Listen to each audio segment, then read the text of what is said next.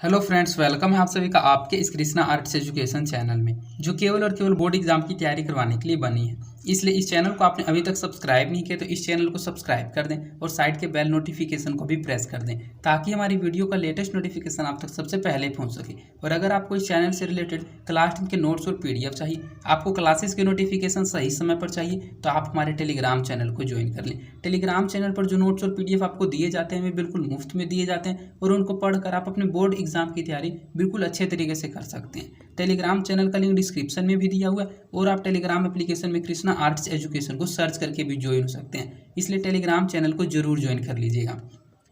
तो चलिए आज की इस वीडियो में आगे की ओर बढ़ते हैं। आज का ये वीडियो अति महत्वपूर्ण वीडियो होने वाला है, क्योंकि आज हम आपको कक्षा 10 का हिंदी वर्णिका भाग 2 का पहला पाठ दही वाली मंगम्मा का संपूर्ण व्याख्या करवाने वाला हूँ। अर्थात आज मैं आपको ये दही वाली मंगम्मा पूरा पाठ अच्छे से पढ़ाने वाला हूँ। मैंने आपको पहले भी बता रखा है, एक बार मैं आपको फिर से बता देता हूँ। आपको कक्षा 10 के हिंदी के सिलेबस में 2 बुक को पढ़ना है, एक हिंदी वर्णिका भाग 2 को, एक हिंदी गोधुली भाग 2 को। तो हिंदी वर्णिका भाग 2 इसमें शुरू कर दिया गया और ये पूरे हिंदी गोधुली भाग 2 को मैंने बिल्कुल अच्छे से पढ़ा रखा है। अगर आपने उस पाठ के वीडियोज़ को नहीं देखा है, उनके चैप्टर्स को नहीं पढ़ा है, तो आप प्लेलिस्ट में जाकर हिंदी गोधुली गद्य खंड, वस्तुनिष्ठ प्रश्नोत्तर, संपूर्ण व्याख्या और लघु उत्तरीय प्रश्नोत्तर 2023 के प्लेलिस्ट में जाकर उसके पाठ के वीडियोज़ को भी जरूर चेकआउट कीजिएगा। तो चलिए बिना देर करते हुए इस वीडियो में हम आपको दही वाली मंगम्मा पाठ को बिल्कुल अच्छे से पढ़ाते हैं। तो सबसे पहले आपको ये पता होना चाहिए कि दही वाली मंगम्मा पाठ के लेखक कौन है। तो दही वाली मंगम्मा पाठ के लेखक है श्रीनिवास। तो सबसे पहले हम आपको लेखक के बारे में पढ़ाएंगे, क्योंकि लेखक से रिलेटेड एग्जाम में बहुत सारे क्वेश्चन पूछे जाते हैं कि लेखक का जन्म कब हुआ, निधन कब हुआ, उनको कौन से पुरस्कार मिले, उन्होंने किन किन भाषाओं में रचनाएं की, ऐसे बहुत सारे क्वेश्चन एग्जाम में पूछे जाते हैं। इसलिए सबसे पहले आप श्रीनिवास जी के बारे में पढ़िए, उसके बाद हम आपको दही वाली मंगम्मा कहानी के बारे में पढ़ाएंगे। ये जो आपका पहला पैराग्राफ है ये पूरा का पूरा श्रीनिवास जी के बारे में है। तो आपको करना क्या, इस वीडियो को लास्ट तक देखना है, मेरी सभी बातों को माइंड कंसेंट्रेट करके समझते हुए चलना है। मेरी कोशिश यही रहेगी कि इस वीडियो में हम आपको ये पूरा पाठ बिल्कुल अच्छे से समझा दें, और अगर आप पाठ को अच्छे से समझ आते हैं तो आपसे एक भी ऑब्जेक्टिव और सब्जेक्टिव क्वेश्चन ऐसा नहीं रहेगा जो नहीं बन पाएगा। इसलिए इस वीडियो को लास्ट तक और ध्यान से देखिएगा। श्रीनिवास जी का पूरा नाम मास्ती वेंकटेश अयंगार है। उनका जन्म 6 जून 1891 ईस्वी में कोलार, कर्नाटक में हुआ था। श्रीनिवास जी का देहावसान हो चुका है। वे कन्नड़ साहित्य के सर्वाधिक प्रतिष्ठित रचनाकारों में एक हैं। उन्होंने कविता, नाटक, आलोचना, जीवन चरित्र आदि साहित्य की प्राय सभी विधाओं में उल्लेखनीय योगदान दिया। साहित्य अकादमी ने उनके कहानी संकलन सन्ना कथेगुलु को सन 1968 में पुरस्कृत किया। उन्हें ज्ञानपीठ पुरस्कार भी प्राप्त हुआ है। यह कहानी, अर्थात यह जो दही वाली मंगम्मा है, यह एक कहानी है। तो यह कहानी कन्नड़ कहानियाँ नेशनल बुक ट्रस्ट इंडिया से बाहर ली गई है, और इस कहानी का जो अनुवाद है वह BR नारायण ने किया है। तो इस पैराग्राफ में आपको 3 से 4 बातों को याद रखना है। पहला तो आपको याद रखना है कि जो श्रीनिवास जी थे उनका पूरा नाम मास्ती वेंकटेश अयंगार है। उनका जन्म 6 जून 1891 ईस्वी में कर्नाटक के कोलार नामक जगह पर हुआ था। श्रीनिवास जी का देहावसान हो चुका है, अर्थात उनकी मृत्यु हो चुकी है, लेकिन इसमें उसका तारीख नहीं दिया हुआ है। जो श्रीनिवास जी थे वे कन्नड़ साहित्य के, अर्थात वे कन्नड़ भाषा के साहित्यों की रचना करते थे, और वे कन्नड़ साहित्य के सर्वाधिक प्रतिष्ठित रचनाकारों में से उनका भी नाम एक था। उन्होंने कविता, नाटक, आलोचना और जीवन चरित्र आदि साहित्य की प्राय सभी विधाओं में अपना उल्लेखनीय योगदान दिया था। साहित्य अकादमी ने उनके एक कहानी संकलन था, उनके कहानी संकलन का नाम था सन्ना कथेगुलु। उस सन्ना कथेगुलु को साहित्य अकादमी ने 1968 ईस्वी में पुरस्कृत भी किया था, और उन्हें ज्ञानपीठ पुरस्कार भी प्राप्त हुआ है। ये जो कहानी है दही वाली मंगम्मा जिसको आप पढ़ने जा रहे हैं, ये कहानी कन्नड़ भाषा में ही निर्मित हुई थी, अर्थात इस कहानी की रचना श्रीनिवास जी ने कन्नड़ भाषा में ही की थी। और कन्नड़ कहानियाँ यह नेशनल बुक ट्रस्ट इंडिया से ली गई है, लेकिन इस कहानी को आप हिंदी में पढ़ रहे हैं। तो इस कहानी को हिंदी में अनुवाद किया है BR नारायण ने। तो इसमें 2 चीज़ आपको याद रखना है कि दही वाली मंगम्मा कहानी के लेखक कौन है। तो लेखक तो श्रीनिवास है, लेकिन इसका हिंदी अनुवाद किसने किया है, तो इस कहानी का हिंदी अनुवाद किया है BR नारायण ने। क्योंकि ये जो कहानी है ये कन्नड़ भाषा में रचित कहानी थी, जिसकी रचना श्रीनिवास जी ने की थी, क्योंकि वे कन्नड़ साहित्य के सर्वाधिक प्रतिष्ठित रचनाकारों में से एक थे। लेकिन इसी कहानी को, दही वाली मंगम्मा कहानी को हिंदी में ट्रांसलेट किया गया, अर्थात अनुवाद किया गया BR नारायण के द्वारा। तो ये 3-4 पॉइंट को आपको याद रखना है, क्योंकि इसी से आपके 2 या 3 ऑब्जेक्टिव क्वेश्चन पूछे जाएंगे, और अगर आप इस पैराग्राफ को अच्छे से समझ गए होंगे तो 2 से 3 ऑब्जेक्टिव क्वेश्चन आपका कन्फर्म हो गया होगा। अब यहाँ से हमारा कहानी शुरू होता है दही वाली मंगम्मा। तो कहानी बहुत ही इंटरेस्टिंग है, बहुत अच्छा लगेगा आपको ये कहानी पढ़ने में, इसलिए बिल्कुल ध्यान से वीडियो को देखते हुए चलिएगा और सुनते हुए चलिएगा।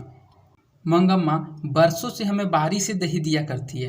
बेंगलुरु की तरह दूसरे शहरों में रोज आकर दही देना और महीने के बाद पैसे लेना आने को बारी कहते हैं। अर्थात बारी कहा जाता है महीना को। जैसे कि अगर दूध किसी के यहाँ दिया जाता है तो मंथली दिया जाता है, और जब महीना लगता है तो उससे पैसे लिया जाता है। तो उसी मंथली के देने को जो रीति रिवाज होता है उसी को यहाँ बारी कहा गया। क्योंकि जो मंगम्मा है वह बरसों से बारी से दही दिया करती है, और बेंगलुरु के दूसरे शहरों में रोज आकर दही देना और महीने के बाद पैसे लेने को ही बारी कहते हैं। तो बारी आप समझ गए, बारी किसे कहते हैं। पर लगता कि बेंगलुरु में ऐसी बारी का रिवाज नहीं। आमतौर पर जब भी मंगम्मा हमारे मोहल्ले में आती तब वह हमारे घर आकर दही लोगी माँ जी, बहुत बढ़िया है कहती है। हमें आवश्यकता होती तो हम ले लेते और उस दिन के भाव के अनुसार उसके पैसे दे देते या फिर अगले दिन चुका देते। यह हमारी उसकी बारी की रीति है। वह अवलूर की किसी गांव की है, वह अवलूर के पास किसी गांव की है। उसके गांव का नाम शायद वेकंठपुर या कुछ ऐसा ही है। आते समय हमारे मोहल्ले से होकर ही आना पड़ता है और जाती बार भी हमारी तरफ से ही जाना होता है। मैं उससे ज़रा अच्छी तरह बात करती हूँ। अर्थात ये जो बेंगलुरु है, उस बेंगलुरु के दूसरे शहरों में दही देना और महीने के बाद पैसे लेने को ही बारी कहा जाता है। लेकिन बेंगलुरु में ऐसी रिवाज नहीं है। आमतौर पर जो मंगम्मा है, दही वाली मंगम्मा, पाठ का ही नाम है, तो दही वाली मंगम्मा पाठ के नाम से तो आप समझ गए होंगे कि जो मंगम्मा है वह दही बेचने का काम करती थी। तो वह जब मंगम्मा मोहल्ले में जाती थी और दही बेचती थी और कहती थी कि दही लोगी माँ जी, बहुत बढ़िया है, तो जब उनको आवश्यकता होती थी तो वे दही ले लेते थे। और सब दिन भाव अलग अलग रहता था, तो उस दिन के भाव के अनुसार उस दही के उसके पैसे भी दे देते थे या फिर अगले दिन चुका देते थे। जो मंगम्मा थी वह अवलूर के किसी गांव के पास की है और उस गांव का नाम शायद वेकंठपुर है। तो ये आपको याद रखना है, मंगम्मा किस गांव की थी, तो वेकंठपुर की थी। आते मोहल्ले से होकर ही उसको आना पड़ता था और जाती बार भी हमारी तरफ से ही जाना होता था। मैं ज़रा अच्छे से उससे बात करती हूँ, इसलिए कभी कभी गांव से आते समय और सारा दही खत्म करके जाते समय दोनों बार मेरे पास आ जाया करती। आकर आंगन में थोड़ी देर बैठती, सबसे बातें करती, पान सुपारी खाती न रहने पर कभी कभी हमसे पान सुपारी मांग कर खाकर गांव जाती। ऐसे मौक़ों पर यदि मेरे पास समय होता तो मैं वह अपना सुख दुख भी बताया करती। मुझसे भी सुख दुख पूछती। मुझे भला क्या नहीं सुनाती, यही कि बिल्ली ने दूध पी लिया, चूहे ने कुमड़े में छेद कर दिया, तब वह दुनिया ही ऐसी है कहकर अपने अनुभव की बातें सुनाती। अर्थात जो दही वाली मंगम्मा है, इस पाठ का जो वर्णन किया जा रहा है, उस पाठ के वर्णन किए जाने वाले के पास रोज जाकर बैठती थी, क्योंकि जाते समय भी वह उसके पास मिलती थी और आते समय भी उसके पास मिलती थी। दोनों बार वह उसके पास ही जाया करती थी। आकर आंगन में थोड़ी देर बैठती थी, सबसे बातें करती, पान सुपारी न खाती रहने पर कभी कभी हमसे पान सुपारी मांग कर खाकर गाँव जाती थी। ऐसे मौक़ों पर यदि मेरे पास समय होता तो वह अपना सुख दुख भी बताया करती। मुझसे भी सुख दुख पूछती। मुझे भला क्या सुनाती, क्योंकि वह दही बेचती थी तो उसी से रिलेटेड कुछ सुनाएगी। तो वह दुख में यही सुनाती थी, यही कि बिल्ली ने मेरा दूध पी लिया, चूहे ने कुमड़े में छेद कर दिया, तब वह दुनिया ही ऐसी है कहकर अपने अनुभव की बातें सुनाती। बाद में यह भी कहती कि इस दुनिया में किस ढंग से चलना चाहिए मंगम्मा मुझे अच्छी लगती है। मुझ में और उसमें घनिष्ठता हो गई। अर्थात मंगम्मा में और उनमें जो दही लिया करती थी उसमें घनिष्ठ मित्रता हो गई थी। कोई 1 महीने पहले की बात है। मंगम्मा ने सवेरे सवेरे आवाज़ लगाई, दही लोगी माँ जी। मैं भीतर कुछ कर रही थी। मेरा बेटा बोला, हाँ लूँगा, और पास जाकर दही दो कहकर उसने हाथ फैलाया। मंगम्मा ने मटकी से थोड़ा अच्छा गाढ़ा गाढ़ा दही निकालकर उसकी हथेली पर डाल दिया और बोली, जरा जाकर माँ जी को जल्दी से भेज दो, मुझे जाना है। इतने में मैं आ गई। मंगम्मा बोली, माँ जी, सोने जैसा बेटा पैदा किया है, जैसे गुण तुम्हारे हैं वैसे ही उसे मिले हैं। पर इन सब से क्या, लड़के के बड़े होने की देर है, फिर तो पता नहीं कैसी बहू आएगी। जब जो बच्चा अम्मा अम्मा करते पीछे पीछे घूमता है, उससे यही पता नहीं होगा कि अम्मा जिंदा है या मर गई। मैंने पूछा, मंगम्मा क्यों? मैंने पूछा, मंगम्मा क्या हो गया? बेटे ने तेरी बात नहीं मानी? वह फिर से बोली, छोड़िए माँ जी, भांवरे लेकर आया। पति ही जब बात नहीं पूछता था तो बेटा क्या सुनेगा। इस पर मैंने पूछा, तेरे घर वाले ने तेरी बात नहीं मानी क्या? वह कहने लगी, अरे माँ जी, मेरे भाग्य में एक अच्छी धोती नहीं थी और किसी ने और पहन ली। वह साड़ी के चक्कर में किसी के पीछे लग गया। जो भी वह समझता रहा मेरा घर है, मेरी घर वाली है, इसलिए मैं भी चुप रही कि घर वाला तो है। सच कहती हूँ, अमृत बेचती रही, पति खा गई। पता नहीं मेरे नसीब में क्या क्या लिखा है। पर आपको एक बात कहती हूँ, ध्यान रखिएगा, घर वाला जब घर आए तो अच्छी तरह कपड़े लत्ते पहन कर घुमा कीजिए। मर्दों का मन बड़ा चंचल होता है, उसकी पसंद की साड़ी ब्लाउज पहन कर घुमा कीजिए। फूल इत्र आदि लगाकर उनके मन को बस में करना चाहिए। आपने जो साड़ी पहन रखी है काम धंधों के लिए ठीक है, जब घर में अकेली रहती हैं तब के लिए भी ठीक है। शाम के समय एक बढ़िया साड़ी पहन कर रहना चाहिए। मुझे ज़रा हंसी आई, लेकिन ऐसा अनुभव हुआ कि कितनी बड़ी बात ये कह रही है। अर्थात इस पैराग्राफ में ये बताया कि जब दूसरे दिन वह दही बेचने के लिए आती है तो दूसरे दिन कुछ महीने पहले की बात है, जब मंगम्मा सुबह सुबह उनके घर के यहाँ आकर आवाज़ लगाती है, दही लोगी माँ जी, तो उसका अंदर से एक बेटा बोलता है, क्योंकि वो कुछ काम कर रही थी तो उसका बेटा बोलता है हाँ लूँगा, और पास जाकर वह हाथ फैलाता है तो मटकी से थोड़ा अच्छा गाढ़ा दही निकाल कर उनके हाथ पर डाल देती है और कहता है मंगम्मा उसके बेटे को कि जाकर अपने माँ को बुला कर लाओ। तो वह अपने माँ को भेजता है और इतने में जो उसकी माँ जी है वह आ जाती है और मंगम्मा से बोलती है। तो मंगम्मा उसको सुनाती है कि माँ जी आपने सोने जैसा बेटा पैदा किया, जैसा गुण आपके हैं वैसा ही इसके भी है, लेकिन इस सबसे क्या है। तो वह लड़के का गुण बताते बताते हुए कहती है कि लड़के की सिर्फ बड़े होने की देर है, लड़का जो बड़ा हो जाएगा फिर तो पता नहीं इसकी कैसी बहू आएगी। और अब जो बच्चा अम्मा अम्मा करते हुए आपके पीछे पीछे घूमता है उसे यह भी नहीं पता होगा कि यह जो अम्मा है वह जिंदा है या मर गई। वह अपने मन के भावों को इन सभी बातों के जरिए बताती है। मैंने पूछा, अर्थात वह पूछती है जो दही लेने वाली थी, मैंने पूछा मंगम्मा क्या हो गया, बेटे ने तेरी बात नहीं मानी। तो वह ऐसी बात बोलती है तो वह मंगम्मा से पूछती है क्या तेरी बेटे ने तुम्हारी बात नहीं मानी। वह फिर से बोली छोड़िए माँ जी, भावरे लेकर आया, पति ही जब नहीं पूछता था। तो वह पुरानी बातों को सुनाने लगती है कि जब मेरी पति ही कोई बातों को नहीं सुनता था तो बेटा मुझे क्या सुनेगा।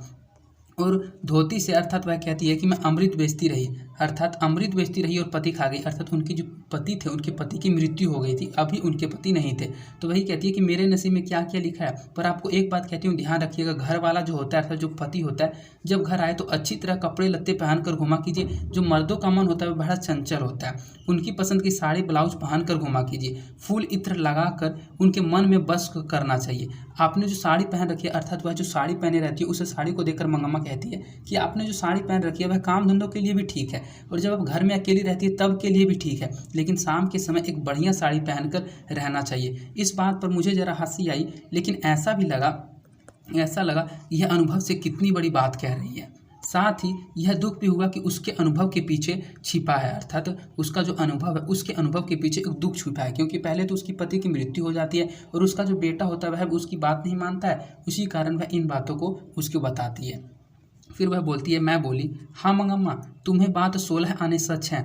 बाद में मंगम्मा बोली देखिए माँ जी, आदमी को ढंग से बस में रखने के 3-4 गुण हैं। कुछ लोग कहते हैं कि टोना टोटका करो या जड़ी बूटी खिला दो। अरे कहावत है दवा करने से तो मसान ही जगता है। ऐसे लोगों की बातें नहीं सुननी चाहिए। कोई न स्वाद की चीज़ बना कर दीजिए, आंखों को तृप्त करने को अच्छी तरह से कपड़े लत्ते पहन ओढ़कर दुखी रहने पर भी हंसकर बातें कीजिए। घर के लिए जो चाहिए एक बार खूब मंगवा लीजिए, बार बार मत मंगवाइए। पैसा जोड़कर ज़रूरत पड़ने पर 1-2 रुपये उन्हें थमा देने चाहिए। बस सबसे बड़े टोने टोटके यही है। घर वाले ऐसा करे तो घर वाले घर में कुत्ते की तरह रहता है, अगर ऐसा ना करे तो गलियों में भटकता है। मुझे मंगम्मा की बात के चमत्कार से आश्चर्य हुआ। 2 इधर उधर की बातें करके मैंने उसे भेज दिया। अर्थात वह इन बातों को बताती है कि जो घर वाला होता है उसको अच्छे से रखिए, इन सभी टोने टोटकों को करने की बजाय इन सभी कामों को कीजिए कि आप अगर कोई सामान मंगवाना हो घर में तो एक ही बार मंगवा लीजिए, उस सामान को बार बार मत मंगवाइए। और कुछ पैसा को जोड़कर 1-2 रुपये उनके हाथ में भी लास्ट में थमा दीजिए, जिससे वे अच्छे तरीके से खुश रहें और आपके बस में रहें, कुत्ते की तरह घर में आपका बात मानते रहें। और इससे बड़े टोने टोटके कुछ भी नहीं होते। अगर आप इन सभी कामों को करते हैं तो आपको टोने टोटके करने की भी ज़रूरत नहीं है। तब वह इन बातों को सुनती है तो उनको लगता है कि मंगम्मा के बात के चमत्कार से आश्चर्य हुआ और वह 2 इधर उधर की बातें करके उस मंगम्मा को वहाँ से भेज देती है। कोई 15 दिन पहले जब मंगम्मा घर आई तो लगा कि वह बहुत दुखी है। मैंने पूछा क्यों मंगम्मा ऐसी क्यों हो। वह बोली क्या बताऊं माँ जी, ऐसा लगता है कि मेरा किसी को भी ज़रूरत नहीं। यह कहकर उसने अपने पल्लू से आंसू पोंछे। मैंने पूछा क्या हुआ, बेटे ने कुछ कह दिया। उसने कहा हाँ माँ जी, कुछ ऐसा ही हो गया। बहू ने किसी बात पर पोते की खूब पिटाई कर दी। तो मैंने कहा क्यों री राक्षसी, इस छोटे से बच्चे को क्यों पीट रही है। तो मेरे ऊपर चढ़ बैठी, खूब सुनाई उसने। तब मैंने भी उससे कह दिया मैं तेरे घर वाले की माँ हूँ, तू मुझसे इतनी बड़ी जबान लड़ा रही है, तू मुझसे इतनी जबान लड़ा रही है, आने तो दो उसे। वह महाराजा घर आया, उससे मैं बोली देख भैया, इसने बेमतलब में अनजान बच्चे को इतनी जोर से पीटा। मैंने मना किया तो मुझे ही चार सुनाती है, तू जरा अपनी घरवाली को अकल सिखा। अर्थात कुछ 15 दिन पहले वाले की बात है, जिसके वहाँ दही देने जाती थी उसी के यहाँ जाती है, तो वह बहुत दुखी रहती है। तो वह जो माँ जी थी वह उससे पूछती है, दही वाली मंगम्मा से वह पूछती है कि क्यों मंगम्मा? वह बोली, आप दुखी क्यों हो? तब वह बोलती है कि माँ जी ऐसा लगता है मेरी किसी को भी ज़रूरत नहीं है। अर्थात वह अपने घर के हाल समाचार को सुनाती है। तो यह कहकर वह अपने पल्ले से अपने आंसू को पोंछने लगती है। बताते बताते उनकी आंखों में आंसू आ जाता है और उन आंसुओं को वह अपने साड़ी के पल्ले से पोंछने लगती है। तब वह माँ जी पूछती है, क्या हुआ, बेटे ने कुछ कह दिया आपको? तो उसने कहा, माँ जी कुछ ऐसा ही हो गया है, बहू ने किसी बात पर उसके पोते की खूब पिटाई कर दी थी। तो उसने बोली थी, क्यों री राक्षसी, इस छोटे से बच्चे को क्यों पीट रही है? तो जब मैंने पोते को बचाने के लिए उसने अपने बहू को कहा कि क्यों नहीं राक्षसी, इस बच्चे को क्यों पीट रही है, तब उसकी बहू उसी पर चढ़कर उसको खूब सुनाने लगी। तब उससे उसने कह दिया कि मैं तेरे घर वाले की माँ हूँ, अर्थात तुम्हारे पति की माँ हूँ, तू मुझसे इतनी जबान लड़ा रही है, आने तो दे उसे। वह महाराजा अर्थात उसका बेटा भी घर आया। वह उससे बोली, देख भैया, इसने बेमतलब में अनजान बच्चे को इतनी जोर से पहले पीटा, मैंने मना किया तो मुझे ही चार सुनाती है, तू जरा अपनी घर वाली को अर्थात मेरी बहू को अकल सिखा। इस पर बोली, मुझे क्या सिखाएंगे लड़का, अगर कुछ उधम करता तो उसने मना करने का हक मुझे नहीं। तुमने जैसे इन्हें पैदा किया वैसे ही मैंने उसे पैदा किया, मुझे क्या अकल सिखाने चली है? अर्थात वह बहू कहती है मंगम्मा को कि तुमने जैसे इन्हें पैदा किया वैसे ही मैंने भी उसे पैदा किया है, अर्थात उसके पोते को, मुझे क्या अकल सिखाने चली है? जो भी हो, माँ जी उसकी घरवाली है, मैं माँ हूँ, उससे कुछ कहा तो पलटकर जवाब देती है, मुझे कहे तो मैं क्या कर सकती हूँ? इस पर वह बोला, हाँ माँ, वह अपने बेटों को मारती है तो तुम उसके झगड़े में क्यों पड़ती हो, तुम मुझे जान दो। अर्थात जब वह अपने बेटे को ये पूरी कहानी सुनाती है कि इसने पहले तो पोते की पिटाई कर दी, और जो मैंने इसके कहा क्यों रे राक्षसी, इसे छोटे से बच्चे को क्यों पीट रही है, आने दे घर वाले को, मैं घर वाले तुम्हारे घर वाले को बताती हूँ। तो वह जब अपने बेटे को इन सभी बातों को सुनाती है तो इन सभी बातों को सुनकर उनका जो बेटा होता है वह कहता है कि हाँ माँ, वह अपने बेटे को अर्थात तुम्हारे पोते को मारता है तो तुम उसके झगड़े में क्यों पड़ती हो, तुम मुझे दंड दो अगर मैं कुछ गलत करता हूँ। तो मैंने कहा, क्यों रे, मुझसे गलती ही हुई?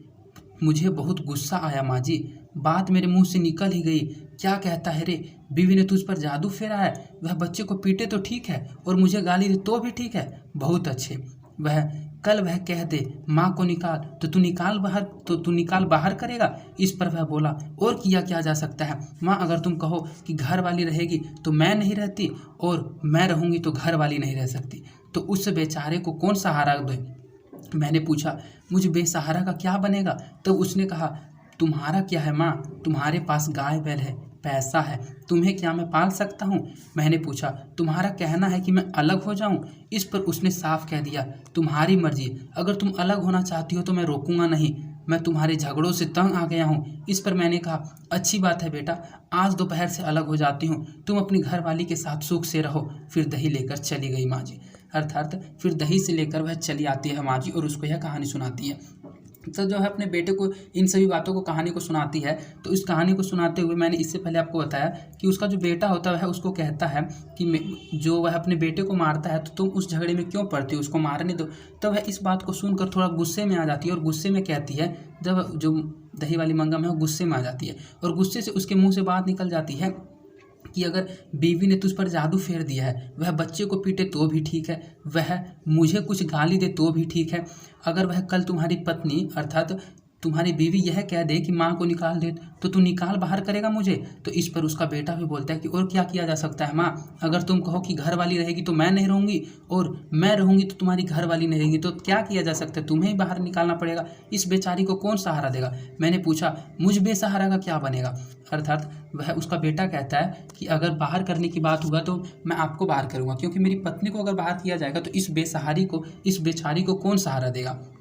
तब उस पर दही वाली मंगम्मा जो है वह बोलती है कि मुझे बेसहारा पर क्या बनेगा? तब उसने कहा, तुम्हारा क्या है माँ, तुम्हारे पास गाय बैल है, पैसा है, तुम्हें क्या मैं पाल सकता हूँ? मैंने पूछा, तुम्हारा कहना है कि मैं अलग हो जाऊं? इस पर उसने साफ कह दिया, तुम्हारी मर्जी, अगर तुम अलग होना चाहती हो तो मैं रोकूंगा नहीं, मैं तुम्हारे झगड़ों से तंग आ गया हूँ। इस पर मैंने कहा, अच्छी बात है बेटा, आज दोपहर से ही अलग हो जाती हूँ, तुम अपनी घर वाली के साथ सुख से रहो। फिर दही लेकर चली आई माँ जी। अर्थात ये पूरी कहानी वह उसको सुनाती है जिसके यहाँ दही देने जाती है। तो इस कहानी से आपको ये पता चलता है कि उसका जो बेटा है वह अपनी पत्नी की बातों में आ जाता है और माँ को घर से बाहर निकालने के लिए भी तैयार हो जाता है। वह साफ कह देता है कि अगर तुम घर से बाहर होना चाहती हो तो हो जाओ, इस पे मैं तुमको रोकूंगा नहीं। तो वह घर से आ भी हो जाती है और घर से बाहर होने के बाद क्या होता है वो आगे सुनिए। मैंने दही लेकर उसे पैसे दिए और कहा, जाने दो मंगम्मा, घर जाओ, ठीक से रहो, सब अपने आप ठीक हो जाएगा। अर्थात जिसके वह दही देने जाती है वहीं बैठकर दुखी से पूरी कहानी को सुनाती है, जो आपने पहला पैराग्राफ में पढ़ा। तो उस पैराग्राफ में जो आपने कहानी को पढ़ा, उस कहानी को सुनने के बाद वह बोलती है, जाने दो मंगम्मा, घर जाओ, ठीक से रहो, सब अपने आप ठीक हो जाएगा। अर्थात इन सभी बातों को भूल जाओ, वह ऐसा कहती है। अगले दिन मंगम्मा आई तो पिछले दिन जैसी दुखी नहीं दिख रही थी, लेकिन मन पहले की तरह हल्का नहीं था। अर्थात अगले दिन जब मंगम्मा आती है तो अगले दिन की अब आप कहानी सुनिए। तो उसका जो मन था वह पहले की तरह हल्का नहीं था। मैंने पूछा, झगड़ा निपट गया कि नहीं? इस पर उसने जवाब दिया, वह निपटने देगी क्या? कल दही बेचकर गई तो मेरे बर्तन भांडे अलग कर दिए थे।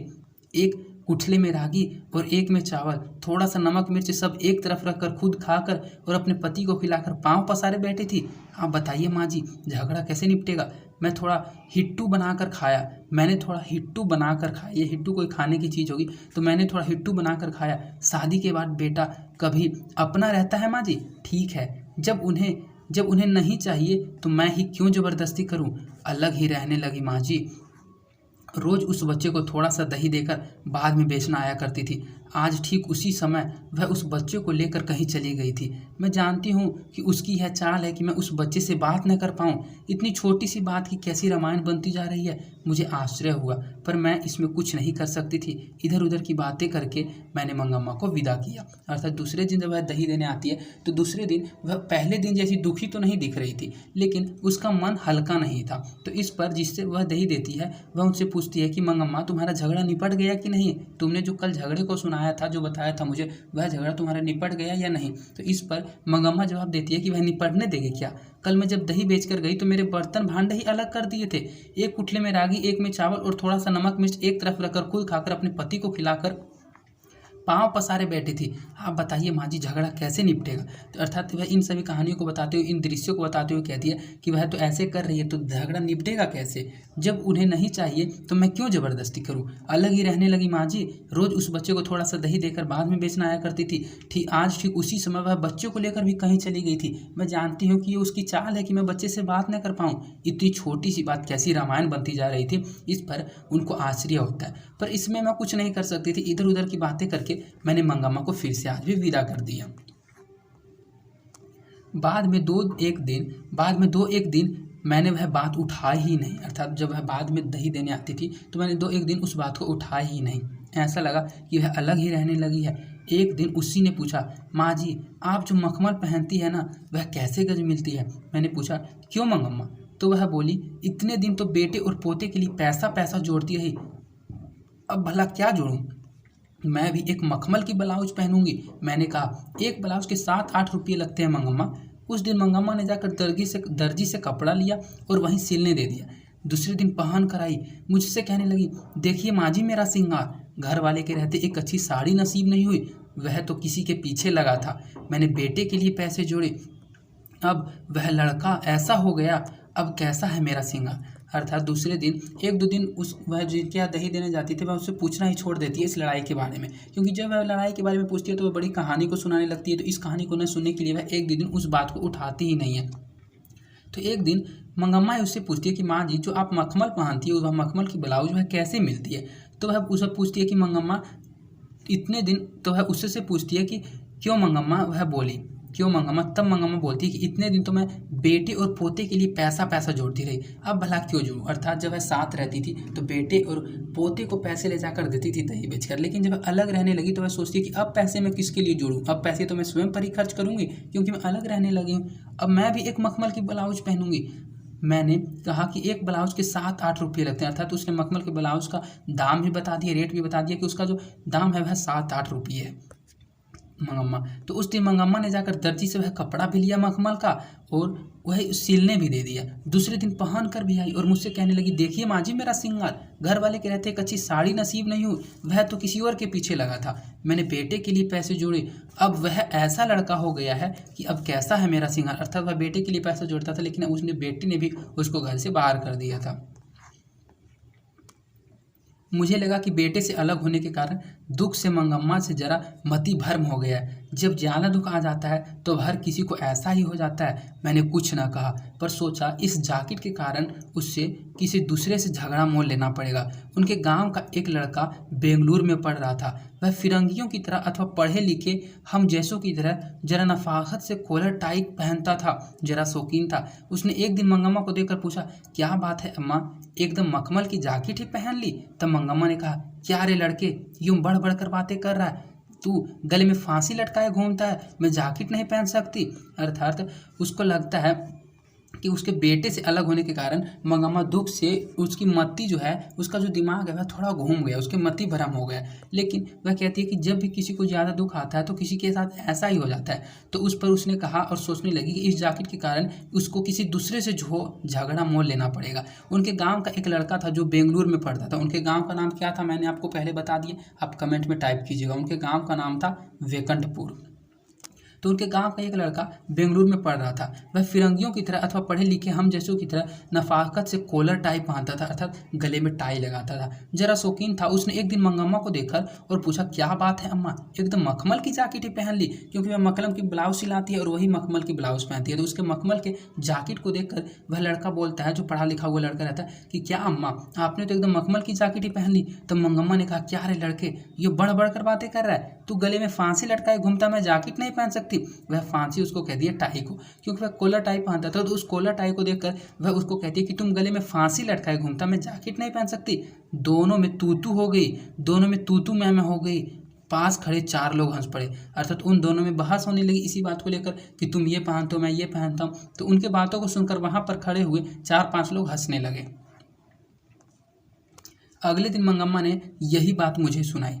दूसरों की बात तो दूर, उस बहू ने मंगम्मा को सुनाते हुए कहा था, बहू को एक जैकेट सिलाकर नहीं दी और अलग नहीं दी, सास अलग हो गई और अब मखमल की जैकेट पहनने लगी।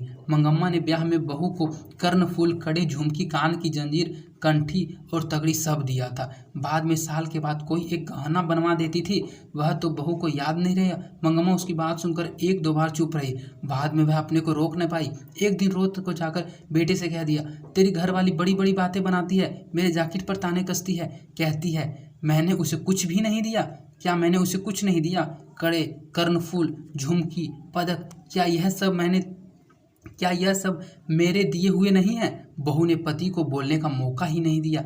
वही बोली, अब तो घर वाला नहीं, ऊपर से बुढ़िया भी हो गई है, अब कर्णफूल और तगड़ी पहनोगी? ले जाओ पहन लो।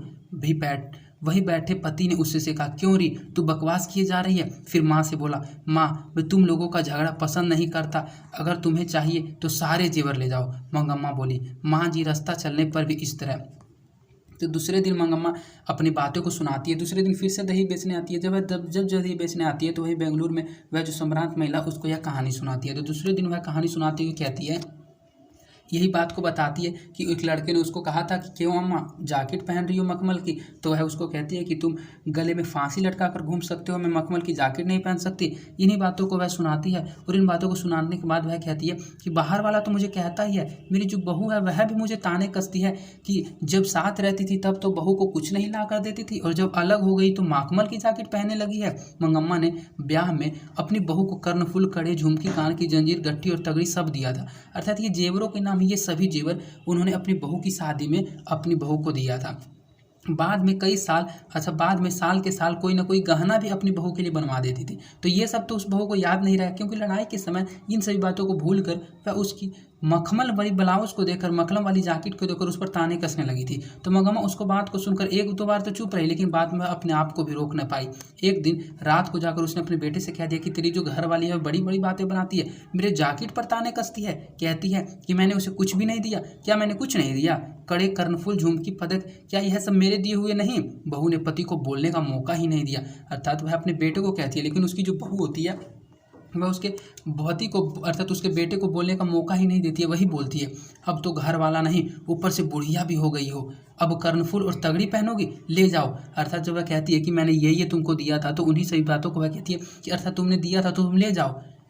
वहाँ बैठे हुए पति ने भी उससे कहा क्यों रे तुम बकवास किए जा रही है, अर्थात वह अपनी पत्नी को बोलती है क्यों रे तुम बकवास किए जा रही है। फिर वह चुप हो जाती है। फिर वह अपनी माँ से बोलता है कि माँ मैं तुम लोगों का झगड़ा पसंद नहीं करता, अगर तुम्हें चाहिए तो ये सारे जेवर ले जाओ जो तुमने मेरी पत्नी को शादी में दिए थे। तब वह मंगम्मा बोलती है माँ जी रास्ता चलने वाले भी इस तरह से बात नहीं करते, चाहिए तो जेवर लेकर चली कहकर उसने सारा दोष मुझ पर ही मर दिया। अब यह जन्म किस लिए। अर्थात इन सभी बातों को सुनकर, उन दोनों के बीच की लड़ाई को सुनकर उसका जो बेटा है वह उसको कह देता है कि मंगम्मा माँ जी मैं आपकी इन लड़ाई को पसंद नहीं करता हूँ, अगर आपको ये सभी जेवर चाहिए, आप जेवर के बारे में बोल रही है तो इन सभी जेवर को लेकर जाओ। तो जब वह सुनती है इस बात को कि चाहिए तो जेवर लेकर चली जाओ, यह कहकर वह पूरा का पूरा दोष उस पर ही मर देती है, अर्थात अपनी माँ पर मर देती है। तो अब यह जन्म किस लिए, अर्थात मैंने इस पुत्र को इसी दिन के लिए जन्म दिया था, वह इस बात को उस माँ जी को सुनाती है। यह सुनकर मुझे बड़ा दुख हुआ, वह भी इसलिए कि बुढ़िया ने अपने पोते को पीटने से मना किया था। भला यह सब क्या हो रहा है। बात मुझे बाद में समझ आई। जहाँ भी देखो झगड़े का कारण ऐसा ही होता है, जब कोई एक दूसरे को पसंद नहीं करता तब छोटी बातें ही बड़ी हो जाती है, बेकार के झगड़े उठ खड़े होते हैं, उससे संबंधित सभी लोगों को बेहिसाब दुख उठाना पड़ता है। अर्थात इन सही बातों को वह सोचती है, इतनी कहानी सुनने के बाद तब वह सोचती है कि इतनी छोटी सी बात को लेकर इतना बड़ा उसके घर में रामायण क्यों शुरू हो गया। वह तो सिर्फ और सिर्फ अपने पोते को बचा रही थी, पोते को पीटने से बचा रही थी, लेकिन इतनी बड़ी लड़ाई क्यों होगी। तब उसको यह बाद में समझ आता है कि जहाँ भी देखो झगड़े का कारण ऐसा ही होता है। आपने भी देखा होगा कहीं तो झगड़े का जो कारण होता है वह बहुत छोटा होता है। झगड़े का जो कारण होता है वह यही होता है कि कोई व्यक्ति एक दूसरे व्यक्ति को पसंद नहीं करता है, और जब पसंद नहीं करता है तो छोटी छोटी बातों को लेकर वह सोचता रहता है कि कब इससे लड़ाई करूं, और तब छोटी छोटी बातें भी बड़ी हो जाती है, बेकार के झगड़े उठ खड़े होते हैं, और उससे संबंधित अर्थात उस झगड़े से संबंधित जितने भी लोग होते हैं उन्हें सभी लोगों को बेहिसाब दुख उठाना पड़ता है, और वे सभी लोग उसी दुख में पड़े हुए रहते हैं। कुछ दिन बाद एक दिन मंगम्मा बोली माँ जी आप बहुत भली है, मेरे पास थोड़े से पैसे रखे हैं, उससे कहीं बैंक में रखवा दीजिए, उन पर कई लोगों की आंखें लगी है। मैंने पूछा ऐसा क्या हो गया। वह बोली माँ जी कल ही की बात है, हमारे गांव में रंगप्पा नाम का एक आदमी है, वह कभी कभार जुआ खेलता है, बड़ा शौकीन तबीयत का। मैं तब दही लेकर आ रही थी तो कहीं से टपक पड़ा और पूछने लगा क्यों मंगम्मा अच्छी तो हो। मैंने कहा क्या अच्छा क्या बुरा, जो है तुम्हें पता नहीं। वह बोला हाँ भाई तुम्हारा कहना ठीक है, आज के ज़माने में भला कौन सुखी है, आजकल के लड़कों की जवाना का क्या ठिकाना, हमारी उम्र के लोगों को तो बस देखते ही रहना पड़ता है, और तुम कर भी क्या सकते हो। वह वैसे ही साथ चला आया। रास्ते में अमराई का कुआं है, वहाँ से गुजरते समय मुझे डर सा लगा। मैं सोचने लगी पता नहीं यह क्या कर डाले, आंटी में काफ़ी पैसे थे, कहीं इसी के लिए तो पीछे पीछे नहीं आया। वही बोला जरा चूना दोगी। मैंने दे दिया, वह लेकर चला गया। आज भी आते समय वहीं आकर मिला। माँ जी इधर उधर की बातें करता बीच में बोला मंगम्मा मैं जरा तकलीफ में हूँ, थोड़ा सा कर्ज दोगी, इस पर रागी बेचते ही लौटा दूंगी। मैं बोली ऐसा, मंगम्मा बोली अरे भैया मेरे पास पैसे कहाँ। दूसरे दिन वह एक दिन फिर आती है और मंगम्मा फिर से कहानी को सुनाती है कि माँ जी आप बहुत भली है, मेरे पास थोड़े बहुत पैसे हैं, उस पैसे को आप कहीं बैंक में रखवा दीजिए, क्योंकि मेरे पास जो पैसे हैं इस पैसे पर कई लोगों की आंखें लगी है। तब वह पूछती है माँ जी कि क्यों ऐसा क्या हो गया। तब वह बोलती है कि माँ जी कल ही की बात है, मेरे गाँव में नाम यहाँ पर अच्छे से याद रखिएगा, ये नाम ऑब्जेक्टिव क्वेश्चन में बहुत अधिक पूछा जाता है। अमराई के कुएं के पास मंगम्मा से कौन मिलता था, तो रंगप्पा मिलता था। तो माँ जी कल ही की बात है, हमारे गांव में रंगप्पा नाम का एक आदमी है, वह कभी कभार जुआ खेलता है, बड़ा शौकीन तबीयत का है। जब मैं दही लेकर आए तो कहीं से टपक पड़ा और पूछने लगा क्यों मंगम्मा अच्छी तो हो। तो मैंने कहा क्या अच्छा क्या बुरा, तुम्हें इससे क्या लेना देना। तो वह बोलता हाँ भाई तुम्हारा कहना ठीक है, आज के ज़माने में भला कौन सुखी है, आजकल के लड़कों की जमाना का क्या ठिकाना, जवान का क्या ठिकाना, हमारी उम्र के लोगों तो बस देखते ही रहना पड़ता है, और तुम कर भी क्या सकते हो। तो वैसे उसके साथ साथ वह उसके पीछे चला आता है रंगप्पा, मंगम्मा के पीछे। मंगम्मा पर अपने आंटी में अर्थात तो साड़ी का जो किनारा होता है तो साड़ी के किनारे में अर्थात आंटी में उसके पास काफ़ी पैसे रखे हुए थे। उसको यह भी डर लग रहा था कि कहीं हम मुझसे पैसा ना छीन ले, लेकिन वह रंगप्पा आता है और बोलता है कि जरा चूना दोगी। खैनी के साथ अर्थात तंबाकू के साथ जो चूना खाया जाता है वही चूना उससे मांगने के लिए आता है। तो वह उससे चूना भी दे देती है और वह लेकर वह चला जाता है, और फिर से उससे अगले दिन उसी जगह पर मिलता है, अर्थात अमराई के कुएं पर मिलता है। और दूसरे दिन कहता है कि मंगम्मा मैं ज़रा तकलीफ़ में हूँ, थोड़ा सा कर्ज दोगी, इस पर जब मैं रागी बेचूंगा तो रागी बेचते ही लौटा दूंगा। तब मैं बोली अरे भैया मेरे पास पैसे कहाँ हैं। तब वह कहने लगा जाने दो मंगम्मा, क्या हमें पता नहीं, पैसे को यहाँ वहाँ गाड़ कर रखने से भला क्या मिलता है। फिर थोड़ी देर बाद वही बोला तुम्हारा बेटा तुम्हारे साथ रहता तो तुमसे कर्ज नहीं मांगता, मैं जानता हूँ तुम अपनी बहू के लिए कोई न कोई चीज़ वस्तु बनवाती रहती थी। अब तो वह बात तो रही नहीं। देखिए माँ जी, औरत अगर अकेली हो जाती है तो लोगों की आंखें उसकी तरफ लग जाती है। अर्थात जब वह रंगप्पा को कहता है कि मेरे पास पैसे नहीं है, मैं तुमको पैसे कहाँ से दूँ, तब वह कहता है कि अगर तुम अपने बेटे के साथ रहती तो मैं कहता तुमसे कर्ज मांगता ही नहीं, क्योंकि मुझे पता है कि तुम अपनी बहू के लिए कोई न कोई चीज़ बनवाती ही रहती थी। लेकिन अब तो तुम अलग रहने लगी हो, अब तो तुम उसके लिए कुछ नहीं बनवाती हो, तो अब तुम्हारे पैसे कहाँ जाते हैं, अब तो वह बात नहीं रही। तब इस पर कहती है देखिए माँ जी, औरत अगर अकेली हो जाती है तो लोगों की जो आंखें होती है उसकी तरफ लग जाती है। तब माँ जी उसको फिर से सलाह देती है। तब मैंने मंगम्मा से कहा मैं अपने घर वाले से पूछ कर बताऊंगी, मैंने उससे इस बारे में कोई बात नहीं की। दूसरे दिन मंगम्मा ने दही लेने के बाद आंटी से एक थैली निकाली और कहने लगी माँ जी जरा भीतर चलो गिन लो। मैं बोली मैंने अभी उनसे पूछा नहीं, अभी रखे रहो फिर से आना। मंगम्मा कहने लगी मुझे बहुत डर लगता है माँ जी, आज भी रंगप्पा आया था अमराई के पास तक, अर्थात अमराई का एक कुआं था, जगह का नाम था उनके गाँव का, तो आज भी रंगप्पा उसके पीछे पीछे आया था, इसलिए उसको डर लग रहा था। वैसे तो उसकी जो वह महिला थी उसने अपने पति से नहीं पूछा था पैसे रखने के बारे में, लेकिन फिर भी वह उसको कहती है कि कहने लगी जरा बैठो मंगम्मा, ऐसी जल्दी क्या है, मेरे पास ये पैसे भी थे। मेरा दिल जोर जोर से धड़कने लगा, अगर मैं नहीं रुकती तो वह जबरन वहाँ पकड़ बिठा लेता और डर से बैठ गई। वह दुनिया जहान की बातें करते रहा, बाद में मेरा हाथ पकड़कर बोला मंगम्मा तुम कितनी अच्छी हो, जवानी में भी घर वाले ने मेरा इस तरह हाथ नहीं पकड़ा था, बाद में भी किसी और ने इस हाथ को नहीं जकड़ा, आज इसने आकर जकड़ा। अर्थात आज रंगप्पा मंगम्मा के साथ कुछ ज़्यादा ही कर देता है। आज अमराई के कुएं तक वह उसके पीछे तो आता है, उसको ज़बरदस्ती वहीं पर पकड़कर उसके बाँह को पकड़कर उसके हाथ को पकड़कर बिठा लेता है और उसके हाथ को पकड़ता है। तो वह कहता है कि मंगम्मा पकड़कर कहता है कि मंगम्मा तुम कितनी अच्छी हो। तो वह इस बात को सोचता है कि जवानी में मेरे घर वाले ने अर्थात मेरे पति ने भी मेरे हाथ को इस तरह नहीं पकड़ा था और बाद में किसी ने भी नहीं पकड़ा था, इस हाथ को नहीं जकड़ा, लेकिन आज आकर इसने पकड़ा। मैंने हाथ छुड़ा लिया और पूछा क्या बात है रंगप्पा, आज बड़े ही रंग में हो, मेरा अच्छापन देखने को तुम मेरे घर वाले हो क्या। कहते हुए उठकर तेजी से चली आई माँ जी। कल उसने पैसे मांगे थे, आज उसने पान मांगा। जिसने मड़वे के तले बैठकर मोर बांध कर गठबंधन करके हाथ थामा वह कभी का चला गया। भरी जवानी में घर वाले ने मुंह तोड़ लिया, और कोई और होती तो यह सोचकर खुश हो जाती कि घर वाले ने तो पसंद नहीं किया पर कोई तो पसंद करने वाला है। अर्थात वह इन बातों को बताती है कि मेरा जो पति है उसकी तो मृत्यु हो गई है, अगर कोई मेरी जगह कोई और महिला होती तो वह सोचती कि मेरे घर वाले ने तो मुझे कभी पसंद नहीं किया, लेकिन कोई और तो मुझे पसंद करने वाला है। इस बात को सोचकर कोई और महिला खुश होती, लेकिन मुझे उससे डर लगने लगा, इसलिए मेरे पैसे को तुम किसी बैंक में रखवा दो, वह ऐसा कहती है। पर मैंने अपना धर्म नहीं छोड़ा, इस बदमाश ने आकर मेरा हाथ घर वाले से भी ज़्यादा हक से पकड़ लिया था। मुझे लगा कि बेचारी का जीवन बेकार ही दुखी होता जा रहा है, इसलिए मैंने कहा यह सब फजीहत काहे का मंगम्मा, चुप हो जाओ, उस पर मिट्टी डालकर बेटे के साथ क्यों नहीं रह जाती। अर्थात यह इतने दिन की कहानी सुनने के बाद उसको एक सलाह देती है कि तुम ही चुप हो जाओ मंगम्मा, तुम अपने बेटे के साथ फिर से क्यों नहीं मिलकर रहने लग जाती हो, पुरानी बातों को सही बातों को भुला दो। मैं तो रह जाऊंगी माँ जी, पर वह रहने दो तब न। तब मंगम्मा कहती है कि मैं तो रहने के लिए तैयार हूँ माँ जी, लेकिन जो मेरी बहू है वह रहने देगी तब न रहूँगी, बेटे से यह सब बता दो। हाय राम, हो हल्ला करके मेरी बहू ने मुझसे जाति से ही बाहर कर देगी। मुझे देर हो रही है माँ जी, चलती हूँ। कल आप उनसे पूछ कर रखिएगा। अर्थात पैसे के लिए वह कहती है कि कल आप अपने पति से पूछ कर रखिएगा। कहकर मंगम्मा चली गई। 1 घंटे बाद फिर आकर बोली माँ जी आज एक बात हो गई। तब वह पूछती है क्या बात हो गई। 1 घंटे बाद वह फिर से घूम कर आती है, क्योंकि उसी रास्ते से जाती थी और उसी रास्ते से आती है। तो वह कहती है कि माँ जी आज एक बात हो गई। तब वह उससे पूछती है क्या बात हो गई। तो वह बताती है बच्चे के लिए थोड़ी सी मिठाई लेकर टोकरी में रख ली थी।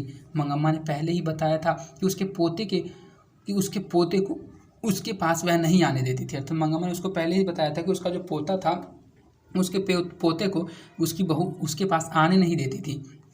इसलिए मुझे यह समझ में ना आया कि बच्चा कौन सा है। मैंने पूछा किस बच्चे के लिए तुमने मिठाई खरीदी थी, क्योंकि उसने पहले बताया था कि मैं रोज़ दही देकर अपने पोते को आती थी, लेकिन दही देने के समय अब जो मेरी बहू है वह पोते को कहीं लेकर चली जाती है, क्योंकि वह उसकी चाल है कि मैं उससे बात ना कर पाऊँ। तो जब वह मिठाई की बात बताती है कि मैंने मिठाई टोकरी में रखी थी, तो मंगम्मा वह माँ जी पूछती है कि तुमने वह मिठाई किस बच्चे के लिए खरीदी थी, क्योंकि उसको लगता है कि उसका पोता तो उससे मिलने आता नहीं है। तो वह कहता है और कौन सा बच्चा माँ जी, मेरा पोता हो तो, मेरा पोता ही तो, तुम ही ने तो कहा था वह तुम्हारे पास नहीं आने देता। तो वह कहती है कि तुम ही ने तो कहा था कि तुम्हारी बहू तुम्हारे पोते को पास नहीं आने देती। उसकी माँ तो मना करती है, पर बच्चा क्या रुक सकता है, आंख बचाकर आ ही जाता है। कभी कभार जरा दूध पी जाता है, कभी दही मांग लेता है, थोड़ा सा मिल जाने पर नाच उठता है, जरा भी शोर मचाता तो तेरी माँ सुन लगी कहते ही चुप हो जाता। बच्चों का खेल तो असली खेल है, उसी के लिए तो थोड़ी सी मिठाई लेकर रखी थी। वह सुखापुर है ना, उधर से आ रही थी। वह एक आम का पेड़ है ना, उस पर बैठा एक कौवा झट से मिठाई की पुड़िया उठा ले गया। आज कैसी अजीब बात हो गई। अर्थात वह इस अजीब बात को सोचता है, क्योंकि प्राचीन समय में आपको पता है अंधविश्वास होता था। उसको लगा कि इससे कोई दुर्घटना अर्थात कोई किसी समस्या के आने का संदेश तो नहीं है, क्योंकि वह टोकरी में मिठाई ली थी अपने पोते के लिए, और उस मिठाई को पास में एक आम का पेड़ था, उस आम के पेड़ पर एक कौवा बैठा हुआ था। उस कौवे ने झट से उस मिठाई की पूड़ी को उठा लिया था। तो वह कहती है कि आज कैसी बात हो गई, एक मिठाई की पुड़िया चली गई तो क्या हो गया, फिर से खरीद लो। तब वह उसको कहती है कि एक मिठाई की तुम्हारी पुड़िया ही तो गई है, वह कौवा लेकर चला गया, तो इसमें क्या बड़ी बात हो गई, उस मिठाई की पुड़िया को तुम फिर से खरीद लो। तो वह कहती है कि यह बात नहीं माँ जी, कहते हैं कि कौवे से आदमी का स्पर्श नहीं होना चाहिए, इसलिए कहा। उससे क्या होता है, कहते हैं उससे जान का खतरा हो जाता है। देखिए जो मैंने आपको पहले कहा था वही बात इसमें लिखा हुआ है कि उससे जान का खतरा हो जाता है। अर्थात ये अंधविश्वास है। प्राचीन समय में यही होता था कि कौवे से आदमी का स्पर्श नहीं होना चाहिए था। कौवे से अगर आदमी का स्पर्श हो जाता है तो उससे होता है कि उससे उस व्यक्ति की जान का ही खतरा हो जाता है। मुझे लगा कि मेरे दिन पूरे हुए चले। अर्थात तो जब कौवा उसके टोकरी से मिठाई को लेकर चला जाता है तब मंगम्मा डर जाती है, उसको लगता है कि उसके दिन ही पूरे हो चले, अर्थात अब वह नहीं बचेगी। बाद में यह सोचकर खुशी भी हुई कि चलो अच्छा हुआ, यह जन्म किसी को भी नहीं चाहिए। आज मैं सोचकर खुश भी होती है कि वैसे भी तो मैं अलग रह रही हूँ, किसी के साथ रह तो नहीं रही, अगर मैं चली भी जाऊँगी तो अच्छा ही होगा। अच्छा जल्दी से भगवान के चरणों में पहुँच जाऊँगी, जो भी हो आज ही हो। अर्थात वह कहती है कि जो भी हो आज ही हो जाए, कल के लिए मुझे वेट ना करना पड़े। तब माँ जी उसको फिर से कहती है दही वाली मंगम्मा को, तुम भी कैसी पागलपन की बातें कर रही हो। पहले तो कौवे को आसानी से मिठाई मिल जाने पर ऐसे रख कर लाओ, अगर वह उठा ले जाए तो जान का खतरा, यह कौन सी अकल की बात है, जाओ चुपचाप घर जाओ। तो वह उसको कहती है कि तुम मिठाई को अच्छे से नहीं लेकर आ रही थी, तुम मिठाई ही तुमने इस प्रकार रखी थी कि कौवे को उठाने में बन गया। पहले तो कौवे ने मिठाई को उठा लिया, तुमने इस तरह से मिठाई को रखा ही हुआ था, और दूसरी बात कहती हो कि इससे जान का खतरा है, यह कौन सी अकल की बात है, जाओ चुपचाप तुम अपने घर चले जाओ। तब वह कहती है तो आपका कहना है कि कोई डर नहीं, डर वर कुछ भी नहीं, जितना झगड़ा होता है उम्र बढ़ती है, दोबारा उस बारे में मत सोचो, हंसते हंसते घर जाओ। तब दही वाली मंगम्मा उस माँ जी से फिर से पूछती है कि अर्थात आपका कहने का मतलब है कि इससे मुझसे कोई भी डर नहीं, मुझे तो लगता है कि जब कोई का स्पर्श हो जाता है व्यक्ति से तो उस व्यक्ति की मृत्यु निश्चित हो जाती है। तब वह कहती है कि डर वर कुछ भी नहीं, जितना भी झगड़ा होता है उस झगड़े से उम्र बढ़ती है। ये कहावत हम लोग भी अपने घर में बोलते हैं कि झगड़े करने से, लड़ाई करने से प्यार बढ़ता है, अर्थात उम्र बढ़ती है। तो दोबारा उस बारे में मत सोचो, हंसते हंसते घर चली जाओ। मंगम्मा चली गई। उसकी मानसिक स्थिति सोचकर आश्चर्यचकित हुई, अर्थात वह उसकी मानसिक स्थिति सोचकर आश्चर्यचकित हुई, क्योंकि वह ऐसी अंधविश्वास में जी रही थी। बेटा चाहिए, बहू चाहिए, पोता चाहिए, साथ ही वह घर की बड़ी है, यह लालसा छूटी नहीं। जीवन के प्रति एक विचित्र सी कब फिर मरने की इच्छा नहीं और अनिच्छा प्रकट करने का मन भी नहीं। हम सोचते हैं ये गांव के लोग हैं, कुछ जानते नहीं, कोई लुकाव छिपाव नहीं, तो मैंने लोगों की मानसिक स्थिति के पीछे परतों पर पड़ते हैं। बड़े घर में छोटा घर समाया है, वो मैंने सोचा यह कैसा नाटकीय सूत्र है। तो इन सभी बातों को सोचती है कि इसकी कैसी मानसिक स्थिति, उस मानसिक स्थिति को सोचकर वह माँ जी आश्चर्यचकित हो जाती है और इन सभी बातों को सोचने लगती है। मंगम्मा जब फिर से उनके पास आई तो उसने एक समाचार दिया, अब पोता अपने माँ बाप को छोड़कर उसके पास आ गया है। वह बहुत खुश थी, उसके साहस की प्रशंसा करते हुए बोली, बित्ते भर का छोरा है, माँ को छोड़कर चले आने का मतलब क्या है। कल दोपहर को आए लड़के ने कह दिया फिर से माँ के पास नहीं जाऊँगा। इतने दिन चोरी चोरी आया करता था, अर्थात उसका पोता डेली चोरी चोरी आया करता था। वह उसको मिठाई देती थी, दही देती थी, दूध देती थी, लेकिन एक दिन वह उसके यहाँ आया और बोला कि मैं अब अपने माँ के पास नहीं जाऊँगा। इतने दिन चोरी चोरी आया करता था, अब जब वह घर नहीं पहुँचा तो माँ ने आकर शोर मचाया, पीटने की भी उसको धमकी दी। मैं नहीं जाऊँगा, अर्थात उसका जो पोता था वह यही बोलने लगा, मैं नहीं जाऊँगा कहकर वह मेरी टांग पकड़कर खड़ा हो गया। और कोई चारा न देखकर तब मंगम्मा कहती है कि कहा, जा बेटा। उसके बाप ने भी आकर बुलाया पर मैं नहीं जाऊँगा कहकर वह मेरे पास ही रह गया। माँ जी 10 दिन से अकेले घर में सोती थी, जरा डर भी लगता था। जो भी हो मर्द का बच्चा है, देखो भगवान ने उसको कैसी अकल दी। जवान बेटे ने मुंह मोड़ लिया। जवान बेटे ने मुंह मोड़ लिया, यह बित्ते भर का पोता मैं तो हूँ, तुम चिंता मत करो कहकर आ ही गया। बहू ने तो सारी रात महाभारत मचाया। अर्थात वह इस चीज़ को, इस दृश्य को देखकर बहुत खुश हो जाती है। दूसरे दिन अर्थात उसका पोता जो था वह हमेशा चोरी चोरी चुप कर आया करता था, लेकिन एक दिन उसका पोता आया और बोला मैं रिटर्न नहीं जाऊँगा, तुम्हारे साथ ही रहूँगा। जब उसकी माँ आती है, पीटने की धमकी देती है कि तुम चलो घर, लेकिन फिर भी वह नहीं जाता है। उसका बाप अर्थात उस लड़की का पिता अर्थात मंगम्मा का बेटा आता है उसको फिर से लेने के लिए, उसके पोते को, लेकिन फिर भी वह नहीं जाता। यही कहता है कि मैं यही रहूँगा, मैं नहीं जाऊँगा। इस पर वह सोचता है कि 10 दिन से मैं अकेले सोती थी, जरा डर भी लगता था। जो भी हो मर्द का बच्चा है, देखो भगवान ने उसको कैसी अकल दी है। जवान बेटे ने मुंह तोड़ लिया। तोड़ लिया, यहाँ मैं गलती से पढ़ रहा हूँ, यह मोड़ लिया होना चाहिए था। तो जवान बेटे ने मुंह मोड़ लिया था। तो उसका जो जवान बेटा था वह कहती कि जवान बेटे ने तो मुंह मोड़ लिया, लेकिन यह बित्ते भर का पोता कहता है कि मैं तो हूँ, चिंता मत करो कहकर आ ही गया। बहू ने तो इस बात पर सारी रात महाभारत ही मचाई। ये सभी बात वह माँ जी को सुनाती है बड़ी खुशी के साथ। लाख जोर लगाने पर वह नहीं गया। सुबह सुबह यहाँ आते समय तू अकेला कैसे रहेगा कहकर उसकी माँ ने दरवाजे पर ले जाकर खड़ा किया। जब वह भीतर चला गया तब मैं यहाँ आई। अब अगर वह बच्चे को पीटे तो क्या करोगी? तब वह इतनी कहानी सुनने के बाद माँ जी फिर से कहती है कि अर्थात वह फिर से अगर अपने बच्चे अर्थात तुम्हारे पोते को पीटेगी तब तुम क्या करोगी? अरे माँ जी, क्या उससे इस बात की खुशी नहीं होगी कि बेटा एक बार घर आया है पास रहने, तो मारने का मन करता है? देखो माँ जी, जब हम इकट्ठे थे तब मुझे यह नहीं लगा कि मेरी बहू सुंदर है। अब दूर से देखती हूँ तो उसके बोहें चढ़ी रहती है, वैसे बड़ी सुंदर दिखाई देती है, इसलिए तो मेरा बेटा उस पर लट्टू है। वह भी ऐसा ही है। तब यह पता नहीं चलता कि वह घर कब आता है और कब खेत पर जाता है। अब मैं घर के दरवाजे पर बैठी यही देखती रहती हूँ कि इतनी जल्दी क्यों चला गया और इतनी देर तक क्यों नहीं आया। माँ जी उसे भी तो ऐसा ही लगता होगा ना। यदि वह पीटेगी नहीं तो कल दही बेचने निकलूंगी तो मेरे साथ ही चला आएगा। 9 महीने पेट में रखकर पीर सहकर पैदा किए बच्चे को छोड़ देगी। पीर सहकर मतलब होता है दर्द सहकर, बहुत अधिक दर्द सहकर उसने 9 महीने में पेट कर रखकर अपने बच्चे को पैदा किया और वह उसको छोड़कर चली जाएगी। वह इन सभी बातों को कहती है। वह पूछती है कि अगर उसका पोता फिर से एक दिन तुम्हारे साथ रहकर सुबह घर गया तो तुम्हारी जो बहू है वह फिर से पोते को पीटेगी? तब वह कहती है कि अरे माँ जी, ये खुशी की बात है। रात भर जब अलग रहा वह बात अलग है, लेकिन जब उसके पास आएगी तो वह पहले खुश होगी। और खुशी में भला किसी को कोई मारता है क्या?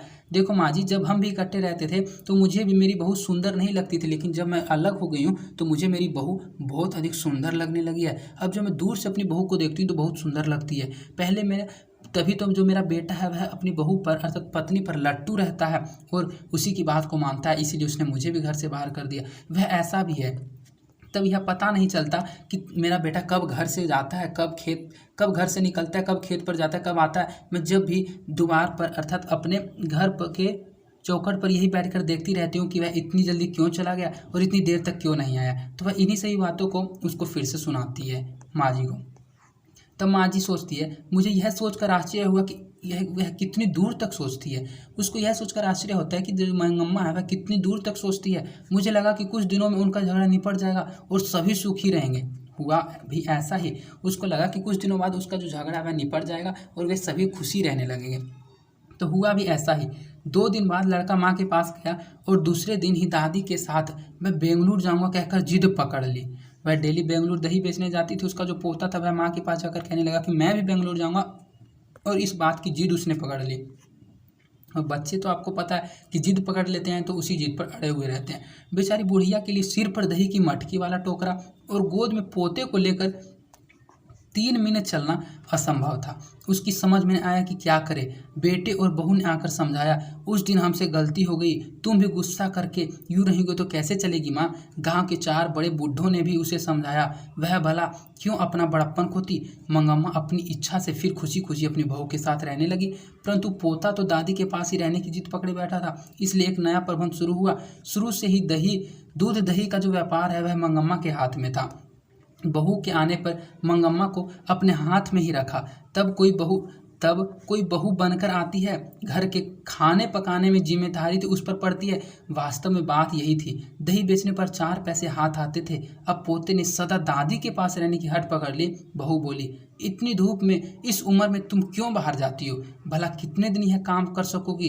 घर में खाना पीना बनाकर मालकिन की तरह रहो, दही बेचने का काम मैं देखती हूँ। अर्थात उसकी जो बहू है, उसकी बहू सोचती है कि यह इतनी अधिक उम्र की हो गई है, इतने दिन से दही बेचने का काम कर रही है, और उसका जो पोता है वह मंगम्मा के साथ अर्थात अपनी दादी के साथ एक साथ रहने की जिद पकड़ लेता है, उसी पर हट पकड़ लेता है। तो वह इसी बात को सदा दादी के साथ रहने की हट पकड़ी हुई थी। तो उसकी बहू बोलती है कि तुम इतनी धीमे इतनी उम्र में बाहर क्यों जाती हो? भला इतने दिन यह काम कर सकोगी? पहले तुम अब घर में ही रहो, घर में खाना पीना बनाओ और घर में खाना पीना बनाकर मालकिन की तरह, और जो दही बेचने का काम है यह मैं करूँगी। तो इस तरह से उसकी लड़ाई जो है वह लड़ाई निपट जाता है, उसका झगड़ा शांत हो जाता है और वे सभी मिलकर रहने लगते हैं। तब मंगम्मा बोलती है, ठीक है, कह दिया। साथ ही यह भी कहा, कभी कभार चली जाऊंगी, रोज जाने का काम तुम ही करो। तब मंगम्मा कहती है कि कभी कभार मैं भी दही बेचने चली जाऊंगी, लेकिन रोज जाने का काम तुम ही करो। एक दिन सास बहू दोनों आई। एक की गोद में बचता था, दूसरे के सिर पर मटकी वाला टोकरा। यही है माँ जी मेरी बहू।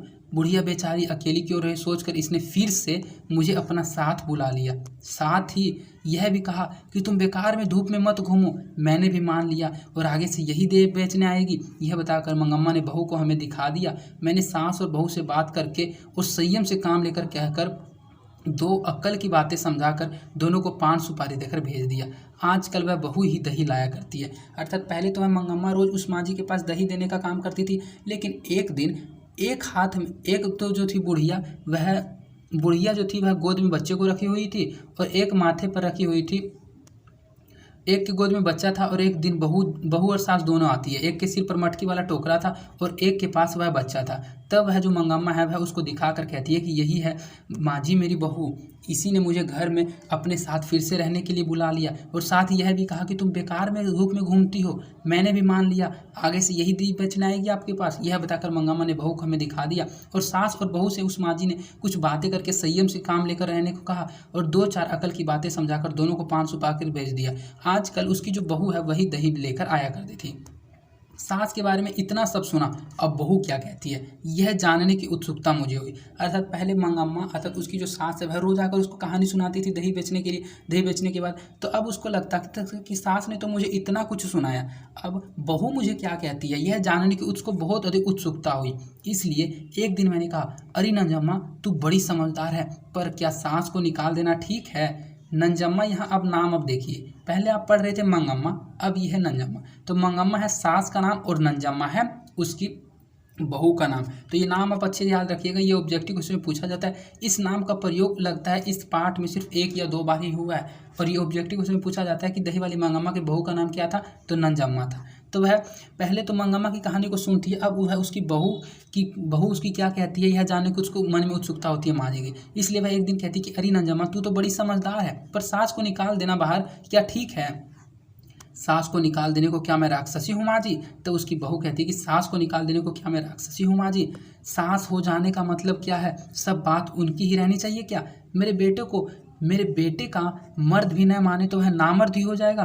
वह मेरा घर वाला है, मैं उसकी पत्नी हूँ, भला मैं कैसे घर चलाऊँ? यह ठीक है कि उन्होंने जन्म दिया, पाला पोसा, चाहे तो वह अपने बेटे को पर अपना हक रखे, मैं चुप रहूँगी, पर अपने बेटे को कभी मार नहीं सकती, तो मैं कहाँ की बहू रही? अर्थात वह कहती है कि मैं क्या बाहर निकाल देने को सास से राक्षसी हूँ माँ जी? सास होने का मतलब ये सभी है कि सब बात उनकी ही रहनी चाहिए। मेरे बेटे का मर्द भी ना माने तो वह नामर्द हो जाएगा। यह मेरा घर वाला है, मैं उसकी पत्नी हूँ, भला मैं कैसे घर चलाऊँ? यह ठीक है कि उन्होंने जन्म दिया है मेरे पति को, तो वह उसको पाला पोसा है, चाहे तो वह अपने बेटे पर अपना हक रखे, मैं चुप रहूँगी, पर मैं अपने बेटे को मार भी नहीं सकती, तो मैं कहाँ की बहू हूँ? वह ऐसा कहती है। तुम्हारा बेटा है यह जताने को पीटना जरूरी है क्या? तब माँ जी कहती है कि तुम्हारा बेटा है यह जताने के लिए तुमको अपने बेटे को पीटना जरूरी है क्या? क्योंकि वह अपने बेटे को पीटती है तभी तो वह अपने पोते को पीटती हुई नहीं देकर इनसे बातों को कहती है। और इससे पहले जो आपने इतना बड़ा लड़ाई का वर्णन सुना वो लड़ाई होती है। मारना प्यार करना तो चलता है, पर जब मारने पर पूछती हो कि क्यों मारती, तब प्यार से करने पर क्यों नहीं पूछती? इसलिए इन सब से कौन माथा पच्ची करे, मेरा बेटा मेरा है, मेरा पति मेरा होना चाहिए। बहू होकर अगर एक बात नहीं कह सकूं, एक थप्पड़ नहीं लगा सकूं, तो मेरा घर चलाना किस काम का। मुझे ना मंगम्मा ने अपनी बात सुनाई थी, अर्थात वह इन सभी बातों को कहती है कि मैं बहू हूँ, मैं इन सभी कामों को नहीं कर सकूं तो मैं मेरा घर चलाना किस काम का।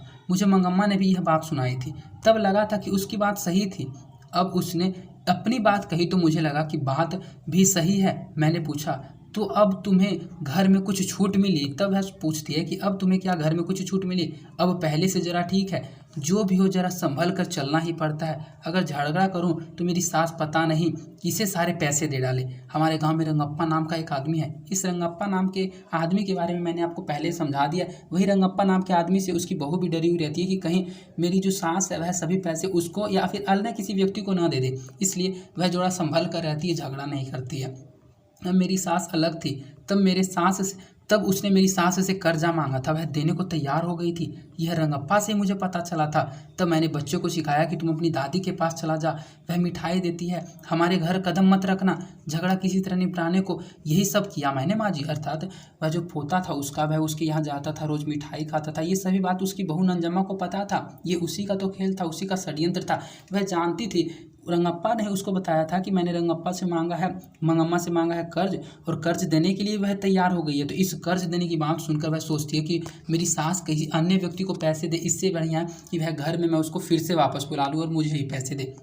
इसलिए वह इस षड्यंत्र को रचती है। वही अपने बेटे को रोज़ भेजती है दादी के पास और कहती है कि एक दिन कहती है, वह अपने बच्चों को सिखाती है कि तू अपनी दादी के पास चला जा, वह मिठाई देती है, इसलिए हमारे घर कदम मत रखना, झगड़ा किसी निपटाने को। इसीलिए यह सब किया माँ जी। अर्थात वह झगड़ा निपटाने के लिए वही अपने बेटे को वहाँ भेजती है, क्योंकि उसकी जो बहू थी वह बहुत तेज थी। तो पोता दादी के पास अपने आप नहीं गया। तब माँ जी पूछती है, क्योंकि माँ जी को तो मंगम्मा ने कुछ और ही कहानी सुनाया था कि वह उसका बेटा आ गया था और उसका बेटा अब जाने को तैयार नहीं होता, क्योंकि उसको लगा कि वह उसके लिए आया, लेकिन वास्तव में उसके पोते को उसकी जो बहू है उसी ने भेजा था। उसका ये चाल था कि इस लड़ाई को निपटाना है, अर्थात इस झगड़ा को समाप्त करना है। तो वह पूछती है कि जो तुम्हारा पोता है वह दादी के पास अपने आप नहीं गया, बच्चा भी गया, मैंने भेज भी दिया माँ जी। यह सब बताने की बात थोड़ी है, आदमी लोग समझते हैं, सब कहाँ समझते हैं।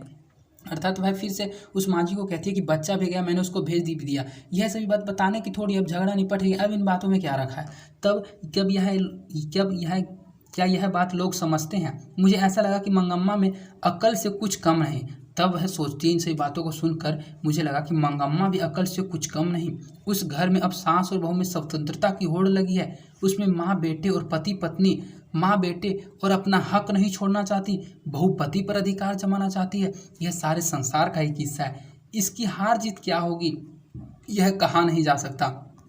पानी में खड़े बच्चे का पांव खींचने वाली मगरमच्छ सी दशा बहू की है, ऊपर से बाँह पकड़कर बचाने की दशा माँ की है। बीच में बच्चे की चेष्टा रखने वाले को कष्ट होता है। गांव में यह बात दही बेचने वाली मंगम्मा के घर में, तो शहर में दही देने वाली मंगम्मा के घर में भी है। यह नाटक चलता ही रहता है। अर्थात ये जो नाटक है, इस नाटक के बारे में वह माँ जी फिर सोचती कहती है कि मगरमच्छ सी दशा तो बहू की है। ये भी ऑब्जेक्टिव क्वेश्चन में पूछा जाता है कि मगरमच्छ सी दशा किसकी है, तो बहू की है। इसको भी आप अच्छे से याद रखिएगा।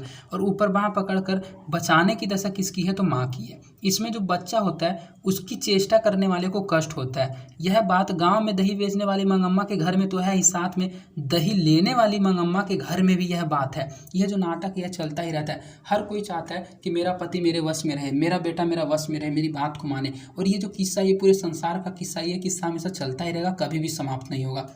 ये क्वेश्चन आपका ऑब्जेक्टिव ये भी पूछा जाता है कि उस घर में कितने सदस्य थे दही वाली मंगम्मा के, तो आपने कैलकुलेट किया। उस घर में कुल 4 सदस्य थे। एक बहू थी, एक उसका पति था, एक पति का माँ था मंगम्मा, और एक उसका पोता था। कुल 4 सदस्य थे। ये आप अच्छे से याद रखिएगा। तो यह आपका पाठ समाप्त होता है। तो यही था, इस नाटक का कोई अंत नहीं। यहाँ पर आपका पाठ समाप्त होता है, क्योंकि इस नाटक का कोई अंत नहीं है।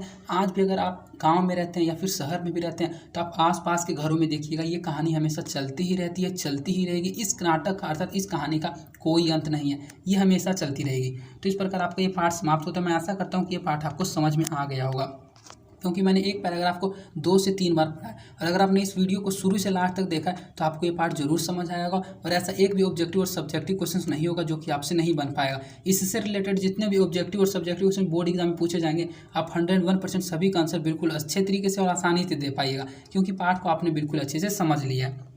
और अगर आपको यह वीडियो पसंद आई है तो इस वीडियो को अपने दोस्तों के भी ज़्यादा से ज़्यादा शेयर कीजिएगा, ताकि मैं आपके लिए हमेशा ऐसे ही लगातार मेहनत करता रहूं। और इस वीडियो को लाइक भी जरूर कीजिएगा, जिससे से मेरा मोटिवेशन बना हुए रहे। और अगर आपने अभी तक इस चैनल को सब्सक्राइब नहीं किया तो इस चैनल को सब्सक्राइब कर दें और साइड के बेल नोटिफिकेशन को प्रेस कर दें। और अगर आपको इसका PDF चाहिए, इसके अलावा अन्य बहुत सारे PDF चाहिए, तो आप हमारे टेलीग्राम चैनल को ज्वाइन कर लें। टेलीग्राम चैनल पर जो आपको नोट्स और PDF दिए जाते हैं बिल्कुल मुफ्त में दिए जाते हैं, और उनको पढ़कर आप अपने बोर्ड एग्जाम की तैयारी में 4 चांद लगा सकते हैं। और अगर आपको वीडियो कैसी लगी, आप अपना कोई राय सलाह या फिर फीडबैक मुझ तक अपनी बात को पहुंचाना चाहते हैं, तो आप कमेंट के माध्यम से अपनी बात को मुझ तक पहुंचा सकते हैं। मैं जल्द से जल्द आपके कमेंट का रिप्लाई देने का कोशिश करूंगा। तो आज के लिए इतना ही, धन्यवाद। मिलते हैं आपसे किसी अन्य इंपॉर्टेंट वीडियो में।